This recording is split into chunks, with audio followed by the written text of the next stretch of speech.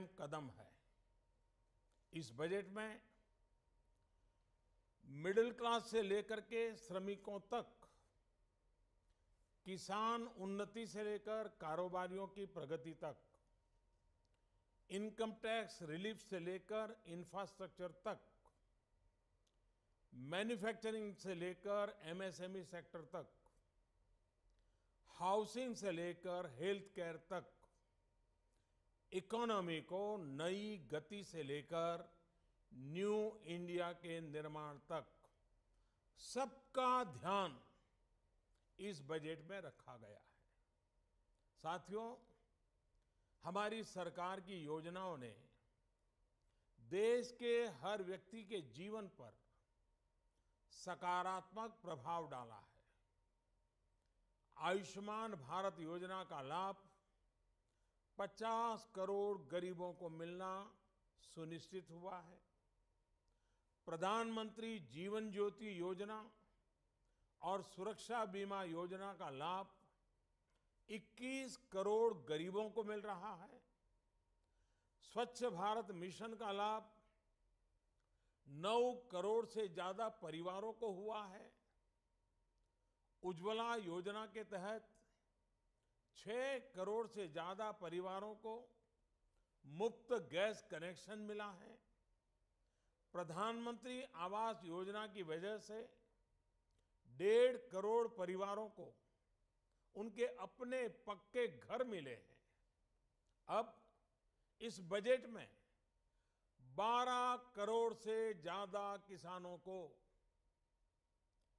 3 करोड़ से ज्यादा मध्यम वर्ग के टैक्स पेयर परिवारों को और 30-40 करोड़ श्रमिकों को सीधा लाभ मिलना तय हुआ है। साथियों, सरकार के प्रयासों से आज देश में गरीबी रिकॉर्ड गति से कम हो रही है। लाखों करोड़ों लोग गरीबी को परास्त करके नियो मिडिल क्लास में प्रवेश कर रहे हैं।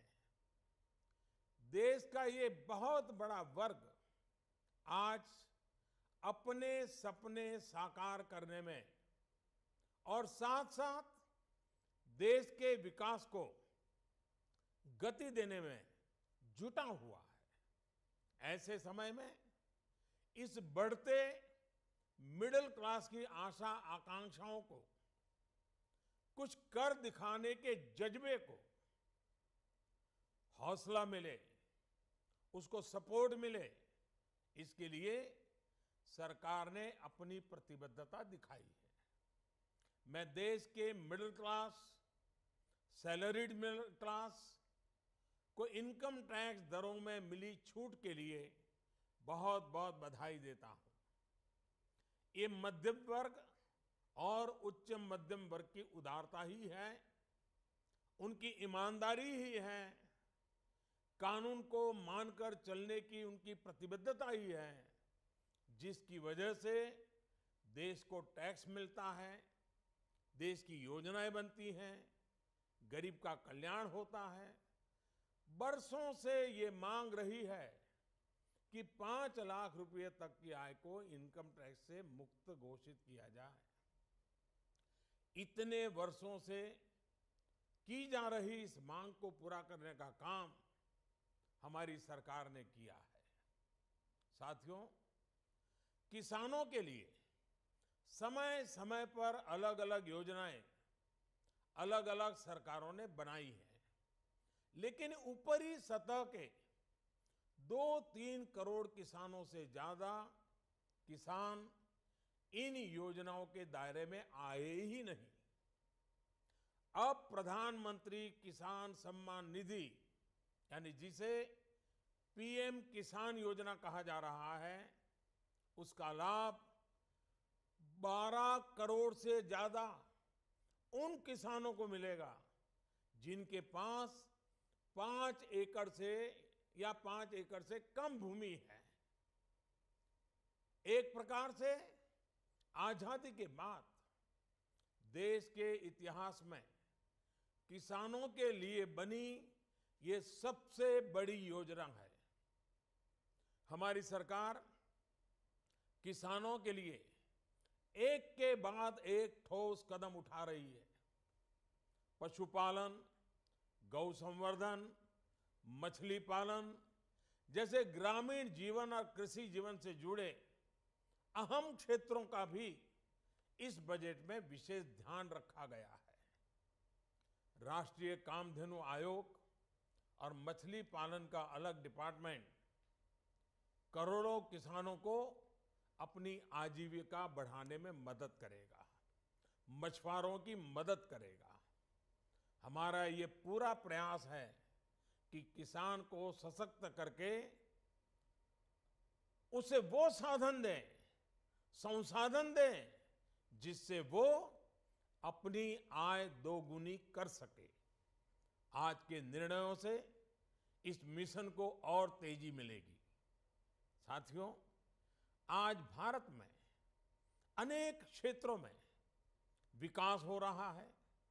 नए नए प्रकार के क्षेत्रों में, नए नए विस्तारों में, नए नए प्रकार की योजनाओं में प्रगति हो रही है और इन क्षेत्रों में काम करने वाले लोगों की संख्या भी निरंतर बढ़ती जा रही है। लेकिन असंगठित क्षेत्र के श्रमिकों, मजदूरों, अनऑर्गेनाइज्ड लेबर, जिसमें घर काम करने वाले लोग हों या खेतहर मजदूर हो या ठेले चलाने वाले लोग हो, ऐसे समाज का एक बहुत बड़ा तबका है। मेरे भाइयों बहनों, इन मेरे बंधुओं की चिंता कभी नहीं की गई। उन्हें उनके नसीब पर छोड़ दिया गया। हमारे देश में इनकी संख्या, अनऑर्गेनाइज्ड लेबर की संख्या करीब करीब 40-42 करोड़ है। उनके लिए प्रधानमंत्री श्रम योगी मानधन योजना उनके जीवन के उत्तरार्ध 60 वर्ष की आयु के बाद की जिंदगी के लिए बहुत बड़ा संबल होगी। उन्हें आयुष्मान भारत योजना, प्रधानमंत्री जीवन ज्योति योजना, प्रधानमंत्री सुरक्षा बीमा योजना, प्रधानमंत्री आवास योजना जैसी अनेक योजनाओं का लाभ तो मिलेगा ही, बुढ़ापे में रोजमर्रा की जिंदगी गुजारने के लिए पेंशन भी मिला करेगा। भाइयों और बहनों, हमारी सरकार देश के हर उस नागरिक को विकास की मुख्य धारा से जोड़ने का प्रयास कर रही है जो अब भी कुछ कारणों से विकास का पूरा लाभ नहीं ले पाए हैं। समाज की आखिरी पंक्ति में खड़े व्यक्ति तक पहुंचने के इस प्रयास में सरकार ने गुमंतु समुदायों जैसे मदारी हैं, सपेरा हैं, बंजारा है, गाड़िया लुहार है आदि के लिए एक वेलफेयर बोर्ड बनाने का भी फैसला किया है। मुझे उम्मीद है कि सही पहचान होने के बाद सरकार के विकास कार्यों का लाभ इन समुदायों को और तेजी से मिलेगा। साथियों, व्यापारी वर्ग के लिए, ट्रेडर्स के लिए कोई मंत्रालय हो, उस विचार से एक नई व्यवस्था का विकसित करने की दिशा में हम आगे बढ़े हैं। देश के व्यापारी वर्ग, ट्रेडर्स और अनेक कर्मचारियों की आवश्यकताओं को समझते हुए उनकी जरूरतों को पूरा करने के लिए डीआईपीपी को रिस्ट्रक्चर करके उसे विशेष जिम्मेदारी दी गई है। अब ये विभाग department for promotion of industries and internal trade के नाम से जाना जाएगा। मुझे प्रसन्नता है कि अगले दशक के अंत तक की आवश्यकताओं को और लक्ष्यों को ध्यान में रखते हुए भी इस बजट में योजनाओं को समाहित किया गया है। ये बजट गरीब को शक्ति देगा, किसान को मजबूती देगा, श्रमिकों को सम्मान देगा, मिडिल क्लास के सपनों को साकार करेगा, ईमानदार टैक्स पेयर का गौरवगान करेगा, ट्रेडर्स को सशक्त करेगा, इंफ्रास्ट्रक्चर निर्माण को गति देगा, अर्थव्यवस्था को नया बल देगा, देश का विश्वास मजबूत करेगा। ये बजट न्यू इंडिया के लक्ष्यों की प्राप्ति में देश के 130 करोड़ लोगों को नई ऊर्जा देगा। ये बजट सर्वव्यापी, सर्वस्पर्शी, सर्वसमावेशी है, सर्वोत्कर्ष को समर्पित है। मैं एक बार फिर हमारे मित्र अरुण जी को और पीयूष जी को और उनकी टीम को इस उत्तम बजट के लिए बहुत बहुत बधाई देता हूं। धन्यवाद।